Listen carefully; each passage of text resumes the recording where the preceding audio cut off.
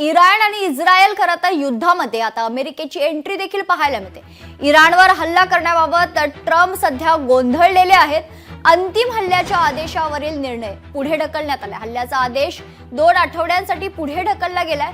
Iran आणि इस्रायलमधील सुरू असलेल्या संघर्षादरम्यान अमेरिकेच्या भूमिकेबद्दल एक मोठे संकेत मिळालेत। अमेरिकेने इराण विरुद्ध लष्करी कारवाई करावी की नाही हे अध्यक्ष डोनाल्ड ट्रम्प पुढील 2 आठवड्यात ठरवतील। व्हाईट हाऊसने गुरुवारी याबद्दलची अधिकृत माहिती दिली आहे। महत्त्वाची बातमी आपण बघतोय, इराण आणि इस्रायल युद्धात आता अमेरिकेची एंट्री खरं तर आहे की नाही यात संभ्रम पाहायला मिळतोय। इराणवर हल्ला करण्याबाबत ट्रम्प गोंधळलेले आहेत। अंतिम हल्ल्याच्या आदेशावरील निर्णय पुढे ढकलण्यात आलेला आहे। तर इराण आणि इस्रायलमधील सुरू असलेल्या संघर्षादरम्यान अमेरिकेच्या भूमिकेबद्दल एक मोठे संकेत मिळालेत। अमेरिकेने इराण विरुद्ध लष्करी कारवाई करावी की नाही हे अध्यक्ष डोनाल्ड ट्रम्प पुढील 2 आठवड्यात ठरवतील। व्हाईट हाऊसने या संदर्भात गुरुवारी अधिकृत माहिती दिलेली आहे। गेल्या अनेक दिवसांपासून इराण आणि इस्रायलमधील संघर्ष दिवसेंदिवस वाढताना पाहायला मिळतोय। यातच अमेरिका खरं तर काय भूमिका घेते याकडे संपूर्ण जगाचं लक्ष आहे। त्यातच आता अमेरिकेच्या भूमिकेबद्दल एक मोठे संकेत मिळालेले आहेत। अमेरिकेने इराण विरुद्ध लष्करी कारवाई करावी की नाही हे अध्यक्ष डोनाल्ड ट्रम्प आता पुढील 2 आठवड्यात ठरवतील अशी माहिती समोर येते। व्हाईट हाऊसने खरं तर गुरुवारी याबद्दल अधिकृत माहिती दिली आहे। याबद्दल सविस्तर माहिती जाणून घेऊयात। आंतरराष्ट्रीय विषयाचे अभ्यासक शैलेंद्र देवळानकर आपल्यासोबत जोडले गेलेले आहेत। सर, स्वागत आहे लोकशाही मराठीवर।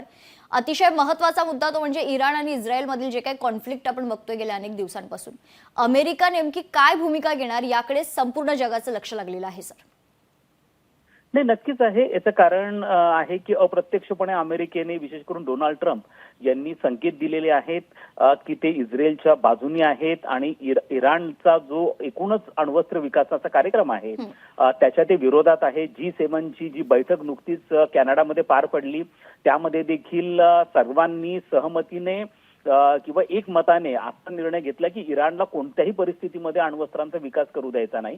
दुसरा मुद्दा असा आहे की इराण IAEA म्हणजे इंटरनॅशनल ॲटॉमिक एनर्जी जी एजन्सी आहे तर त्याला देखील कॉपरेट करत नाहीये आणि इराण साधारणतः पुढच्या 2 ते 3 महिन्यांमध्ये इराणकडे अण्वस्त्र असतील अशा प्रकारची शक्यता देखील वर्तवण्यात आलेली असल्यामुळे इराणवरती दबाव वाढवण्यासाठी अमेरिका हा इस्रायलच्या बाजूने या संघर्षामध्ये उतरण्याची दाट शक्यता आहे। दुसरा असा आहे की अमेरिका आणि इस्रायल यांचे संबंध हे इतिहास काळापासून आहेत। शीतयुद्धानंतर ते आणखीन जास्त घनिष्ठ झालेले आहेत। त्याहीपेक्षा महत्वाचं म्हणजे एकूणच अमेरिकेचं आखातामधलं जे परराष्ट्र धोरण आहे ते निर्धारित करणारी जी ज्यू लॉबी आहे, ज्यू लोकांची लॉबी आहे, ती अमेरिकेमध्ये प्रचंड स्ट्रॉंग आहे आणि त्यामुळे स्वाभाविकपणे अमेरिका इस्रायलच्या बाजूने उतरेल। आणि दुसरं महत्वाचं असं आहे की इराण आणि इस्रायल यांच्यातला संघर्ष थांबायचं नाव घेत नाहीये। इराणकडनं इस्रायलची आयरन डोम ही संपूर्ण एअर डिफेन्स सिस्टम ब्रेक करून मोठ्या प्रमाणावरती नागरी वस्त्यांवरती हल्ले होत आहेत। प्रचंड नुकसान हे इस्रायलचं व्हायला लागलंय। त्यामुळे स्वाभाविकपणे अमेरिकेवरचा दबाव देखील येत्या काळामध्ये वाढू शकतो। अंतर्गत दबाव जो अमेरिकेवरती ज्यू लोकांच्या लॉबीचा आहे की तुम्ही प्रत्यक्ष युद्धामध्ये या। त्यामुळे शक्यता अशी आहे की अमेरिका या युद्धामध्ये प्रत्यक्ष पद्धतीने उतरू शकतो। अमेरिकेने ऑलरेडी आपले जे 3 महत्वाचे मिलिटरी बेसेस आहेत आखातामधले ते ऍक्टिव्हेट केले आहेत। युद्ध नौका आलेल्या आहेत, फायटर जेट्स हे पूर्णपणे ऍक्टिव्ह झालेले आहेत।